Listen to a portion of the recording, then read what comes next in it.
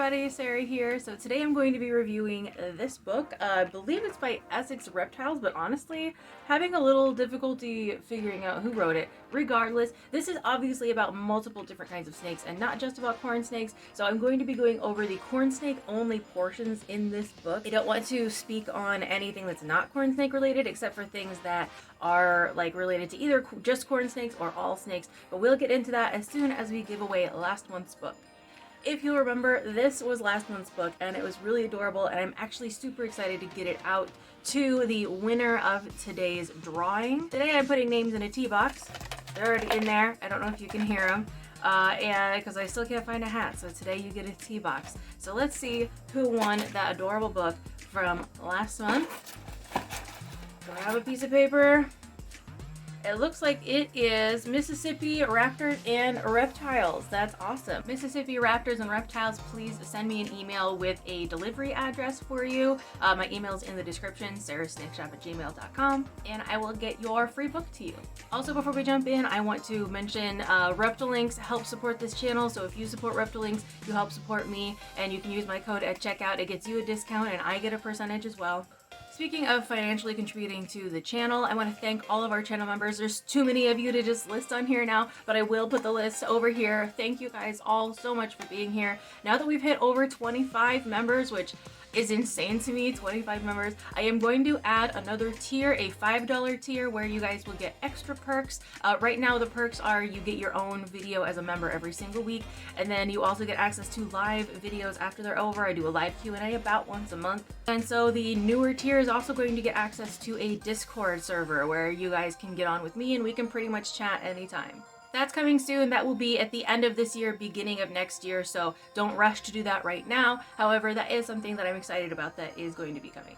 And I have a website, sarahsnakeshop.com. I have everything 10% off right now until December 15th. So if you're thinking about getting a snake for someone for Christmas, making it an early Christmas present would be an awesome idea. And you also get that 10% off of anything, snakes, even consultation services. I have a merch bundle that's up available right now that gets you discounts on the bundle itself if you get everything, but then also the additional 10% off, 10% off everything, 10% off books, anything on the website, 10% off if you use the code Xmas10 at checkout. Alright, I'm going to get on to the video reviewing this book. I quickly want to review the 3 criteria that we use to judge all of these books, and those are: how easy is it to read and understand from an English speaker's perspective, and especially based on the audience that it's trying to target? How good or accurate is the actual information provided? And is it as advertised? If we have something that's advertising itself as the complete guide, is it actually a complete guide or is it missing a lot? So there weren't too many actual corn snake sections of this book. There was really only one, kind of 1.5 little sections that were only about corn snakes. So this is going to be kind of a shorter video. As far as the writing and understanding and all of that from an English speaker's perspective, this book is actually really great. They're pretty straightforward with everything. They don't define all of the terms that they use, and that's a little frustrating. I didn't even know a few terms that they used, and it's not that they were words that I hadn't heard before. They were just terms that I'd never heard in this context before. And so it did make it a little bit confusing, and if even I'm confused about something, I've read a ton of these books. If I'm confused about something, it's very likely that someone who is new to the hobby is also going to be confused about it. So this is going to get a like 7 out of 10 in the easy to read category. It's not that it was hard to like read the words on the page, it's that a lot of the things that they said just kind of didn't really make sense 100%, and I feel like they were using some terms that were related to like maybe other types of snakes, but they kind of incorporated that into corn snakes. So 7 out of 10 in the easy to read and understand category. It's not a terrible score, but it definitely could have been better in my opinion. I'm gonna jump to the is it as advertised, and understanding and caring for your snake. That's a very basic way to put this. And as far as the information that's in here that either is corn snake specific or can be used for pretty much any type of pet snake, I do think that the information is pretty good. They have a whole section on heating and lighting, which I pretty much 100% agree with. There's a few different things that they said that I might change or tweak, but it's not that there was anything wrong with it. And we'll go into details at the end of the video. I just want to get the score out first. As far as is it as advertised, I would say for the most part, yes, that's probably going to get an 8 out of 10 for that category. There were some things that are not quite accurate, and I'll get into some of the accuracy, but the lack of accuracy also caused the sort of what it is advertised as to not be perfect, and again, we'll get into that.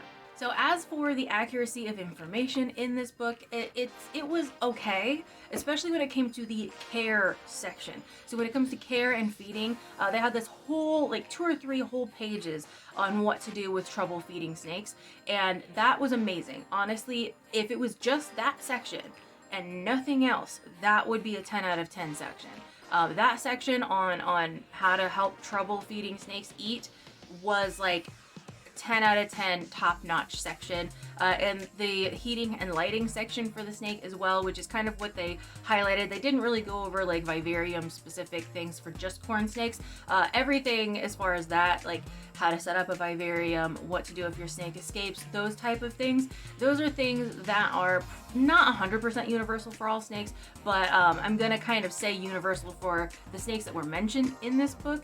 And so those were good, but the corn snake specific things, especially when it gets into morphs, that's when we start having a problem. And since corn snake morphs are a very corn snake specific thing, that is the information that I want to focus on. Is it good or not? Everything else, as far as like, does it apply to all different snakes? The heating, lighting, humidity, how to set up a vivarium, what happens if your snake escapes, how to feed them. Those things are things that they're not, like I said, they're not 100% universal across all species.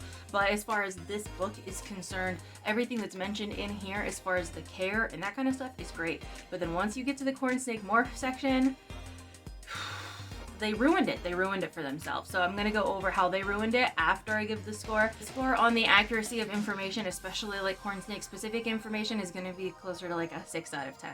So overall, we have an average score of 7 out of 10. We had a 6, 7, and 8, and that's obviously a 7 average. And 7 isn't bad. It's an okay score. We've had some other books that were around a 7 as well.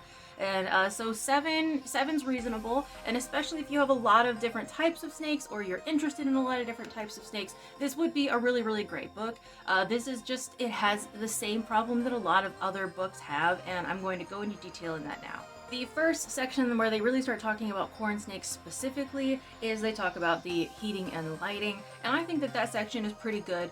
There are some other options out there that they didn't mention that I would mention if I was talking to people who were curious, but the information is still really good, and if you follow it, you're going to be successful. So I'm not super worried about that. Like I said, the care information in this book is pretty okay.